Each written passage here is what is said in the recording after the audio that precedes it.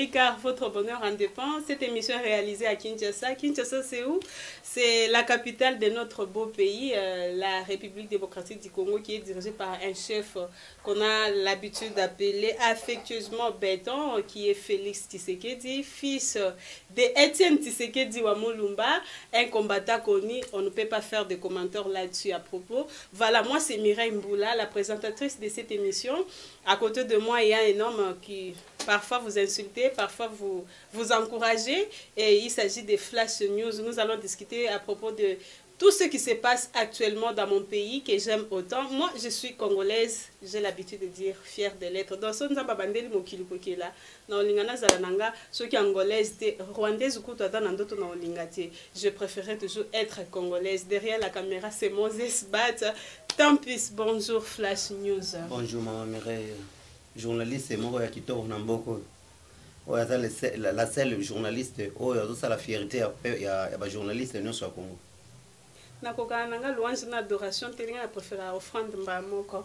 Voilà to solola un peu na ba makambu oyo et salami na mboka na biso. FCC eza divisé en 4 parties. Et comme FCC to ba exade ou bien c'est comment? Na lobby. Merci na motuna na ngai na lingamba la moko na lobby. Soyo mo na kati yo maloba, c'est-à-dire na lingina sembola na FCC wana. Boyeba kite ezaki bo ya batu ya Fachi Béton. FCC? FCC. Oye bien wezani? Na ebite? F, ça dit Fachi. C, za champion. C, ezali du Congo. Oh non! Bravo! Ouais. Bravo! Quelle révélation! Yo yebaki yango? Oh! Mais asimbi saki bango abi bana nyonso na ba vrai congolais ba kolongwa kuna ba koya kotoyo. C'est pas vrai. Oui, nazo ebisa no Fachi penza zaka nde mutu akala na CC. Mais nga nazo ebisa yo eloko elobi nzambe, c'est-à-dire elobi peuple. Elobi peuple pe elingi pe nzambe. Oui. Lelo ba révélation oh yo yebaki yango te mais FCC Félix C champion C du Congo. Du Congo. Boza ba monstre hein. Te ba monstre te ezali révélation nzambe. Ba vrai prophète, le roi va prophète l'alliance. Ba koyebisa yo makambo na solo ba. Et c'est quoi ikabwani lisusu comme ndeni? Ouais, il faut kabwana parce que eloko ya malamu te. Il faut kabwana kaka. Yango moni mbika ya sali ya ye. Mbika ya sali ya ye parti. Ope mususu nani dans coalition. Raymond nani Guy Kwete asali ya ye républicain. FCC kaka. FCC kaka. Ange Matebe asali pe ya ye lisusu o progressiste. Nani mbika ya asali ya ye rénovateur. Oyo asali ya ye susu o nani kabange numbi renaissance. Oh my renaissance. Na renaissance ya muku ne comme susu. Donc neza wana baza kolela mabe bakaboni en 4 morceaux. Tale lo ezaki ya soudé lobi jamais et ko kabona kate me ba komi na 4 morceaux. Nyonso na cause ya Félix hein. Mais à cause de Félix ou bien à cause du peuple congolais? Peuple congolais Félix n'est pas toi même trouble na FCC. Non. Parce que sur Félix Tembele FCC zaka. Qu'est-ce que Félix qu'est-ce que mon président, le vrai président de la RDC, la bénédiction du Congo, Fachi Béton, a sali na kate FCC. A sali le côté? Ba vrai congolais ndé écoute, ba vrai congolais ndé ba comprendre idéologie ya malamu. Ba bi kenzela ya malamu ndé yango. Yo sakana mu kwantombolo so mone lokola mutu moko boya yeso indeni auti na nzambe na lobaka yango à chaque fois pa na yo nzambe azaki na bana mibale mwana liboso ya Jésus Christ ya mibale za Fachi Béton. Jésus Christ aya sali musala na sewa ti ce qu'on a minute so loba oyo Fachi Béton nde aye kona ko instaurer kaka état de droit bonne marche ya mboka makambo tambola malamu. Donc maman Mireille soko zo mona nga na ye er moko boye kolinga te na kundola yo bimisa makambo makasi ngai na yebisa yo. Je crois ba révélation mususu même ba passer mususu à part ba prophète mususu ba ko yebisa oneti ba alliance ba ko yebisa ngo mais neti ba prophète ba za na intérêt ya mbongo jamais ba ko lo ba biloko na te na solo ba o. Ah ma mère comment nango FCC et bimisi renaissance. Rénovateur. Oui. FCC na kati FCC wana pe lisusu rénovateur ezali. Car na kati FCC lisusu pe o républicain ekoti. O républicain ba telemeli Moïse na Mbemba lelo ekomi susu ya bango. bakomi suna ngo kuna bakomi o banyi basala opposition bakosala opposition bakolemba biso tosalaki 37 ans mais bango bakosala bakolemba bakosala ngo 37 ans fa 5. Voilà. Vous le connaissez quand même parce que Tosepelagana et Bino Bosepelagana est juste sa façon de parler. Lui, c'est Flash News. Tozoraka ba Flash. Parce que Tolinga Kokendeti na Soukate ba Flash wana bozuboyo qui révélation FCCCT. Donc, Kalagnon Soto Bengaga FCC veut dire Fati. C1F, Fati, c'est champion C du Congo. C'est bizarre, non? Mais moi, je ne savais pas Flash News. Merci quand même pour la révélation. Ouais, oui. Alors, Tosepeli Makasi, Anadek, Bengani, Batuna Bango, Lisusu, Ndengeni. Non, trouble na trouble. Omoni, bo wana FCC wana na Zoluba.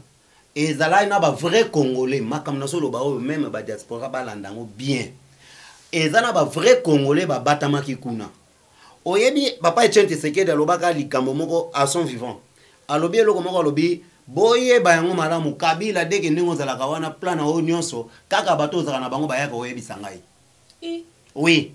Muta liboso atangaka nani? Nani? Alobi mutu na yo zana muta liboso. Alobi obe mena kwa yaka oyebi sangai. Muta mibale aye atanga bango detaya bango bosha boya oyebi sanga makambo. Y compris na Nemi Mwilani wana pa bana olia Kabila na sena se ayo ebisanga neti Nemi Mwilani aye ona kene na union sacrée soki ayina mabe soki azaki na mabe bako kanga il faut bakanga mananu il faut kanga mabe nous on n'a pas ba profit moko ba intérêt moko ba batu moko ba individu moko ba yekaka lokola ona longo kuna na yekoto bana ko s'adhérer non même bon nous so ba s'adhérer wana même bon ba s'adhérer lelo mais ba nan ba tout ba sa ba longo na FCC ba yeko s'adhérer na union sacrée. Soki ozaka na litige ya Congo ndenge mokonza mboka lobi na Afrique du Sud na discours na ye so ozaka ka mabe oyebi kaka ke ozali na problème ya justice ba landela yo comme ça ba yeba ke ba zo ba preuve eza tangible soki ba katina nu yo kenena ko samba kuna kamera kendaki na boloko soki na mabe akota boloko te pourquoi pas bebango en pleine fonction et puis directeur à cabinet à chef de l'État. Monde entier ça le matin le Cambouana. Et les France va bêter la Fatima Boko, États-Unis va bêter la Fatima Boko. Allemagne kutu kolobate va bêter la Fatima Boko pona nini na alobi justice etikala indépendant. Justice n'est pas ils ont dépendre na mutute mais autant wana autant wana na tanda na bango tango na bango soki antiquité soki ta moderne wana oya bango. Alors bazalaki koza justice eri na poche na bango soki bamoni ke likambo ya mabe ba fini yango mais awa justice eza ya Fachite justice eza ya peuple congolais justice ezali indépendant soki ngana auto soto zo un problème ngana yebi naza fautif soki yo o ngana za na mbongo belé na ki ko corrompre ba yo okoza so za na raison okoza toujours raison na yo ata na corrompre ndenge nini ba ko lianga mbongo na meno za toujours na raison soki pe balandeli ke ngai na corrompre bango et ba yebi yango likamone bimike na corrompre yo na raison ba kolinga bakanga na ba o ba sambisaki na bo ba liembongo ba kokanga pe bango. Flash News. Ouais. Olanda qui discours le chef de l'État na Soudan. Oui, très bien. Ngana za mona Fati Beton na za leki na ye na za mona na ye ya molimo pe ya nzoto. Pourquoi pas na landa yango te ngai wana papa na ngai na landa ka partout ngana za Flash News na landa ka nyonso na Hippolyte Kanambe na Okeita. Hein, na Keita, je crois, na Mavondo, na landaka bango tout, na landaka politique à la loupe. Donc c'est-à-dire na kundolo kande ba flash ba news. Voilà, pose à Flash News. Ah oui, c'est ça. Voilà, na discours ya président Félix à lobby ceux qui alingi abandaka ka kosimbela FCC Fimbo. Donc ekosenga d'abord que azonga lisusu na bato yo ba mobutiste ndenge to binga bango bango s'occuper que Félix alinga landela biloko nyonso wana ako donc to banda ko fanda na télévision poto landi ba benga ngo procès tant mosusu ya le monsieur le blanc et o ya vandaki na Sénat qui ngo atondo que parce que azape na ba compte à rendre alors Félix alobi ce que alinga banda ko beta kaka na FCC donc il faut zongisa donc azumeti na sima et puis chose grave à lobby dans makambo nyonso tout va se faire seulement dans notre pays. Oui mais une justice tes pays vous allez installer D'office mutu nyonso asalaki mabe mutu tu oyo asalaki mabe na mboka oyo oyebikaki aza na litige ya souffrance ya peuple congolais, il faut akende kosamba ti, il faut ba interpeller akende na kosamba bayoka ye. Hein? Le Congo n'appartient pas à un individu moko boyete. Le Congolais appartiennent à vrai Congolais dans le Bakayango. Les Congolais alliés à Sénégalais, Congolais alliés à Rwandais, Congolais alliés à Tanzanie, Congolais alliés à Ougandais, Congolais alliés à Bananité, mais Congolais appartient au peuple congolais, vrai Congolais. Le Congolais maman mère non wana, je crois bien que aux alliés vrais Congolais parce que mutolu na yo bakunda yango wa. 100%. Nyonso lokola Fati Béton, bakunda mutolu na ye awa. Et c'est ce qui bakunda yango awa.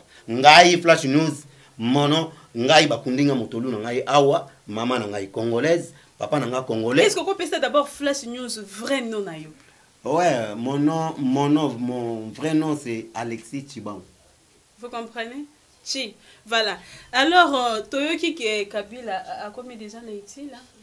Non, Kabila a en exil. Mais c'est ce qu'on a entendu. Non, c'est on a pas possible. Oui, on a Flash News. Kabila va retourner à Kinshasa. Sûr. Il est toujours là-bas. Toujours la campagne qui est assez accueillie déjà. Non, il n'est pas parti. Retour il va retourner ici à Royawa. Azo baluga ba ebisi kendo baluga ka lokola soso ya. Mais na poko zonga kana ndako. Zomu pepa suka. Zomu pepa suka. Na poko suko zonga na ndako. Aza komi soso te. Bachelio ba yiba dame na bona ne mesikoyo. Bazo peso ba peso na mwa nguba. Ba peso na mwa banani. Banani oyebi okani mwa ndeke moko boye mwana ni moko lui il faut na dame na zani lo liate fona dame donc il faut ba sali bon donc Hippolyte Kanambe azaka lokola ndeke wana zo baluka esika moko babwakeli mwa ba biloko na babenga na baluba paponda babwakeli banani ba soye ba biloko wana lokola babwaka ngope lokola ba soya bimba wana babwaki lokola ba loso babwakeli liaka wana baluka wana.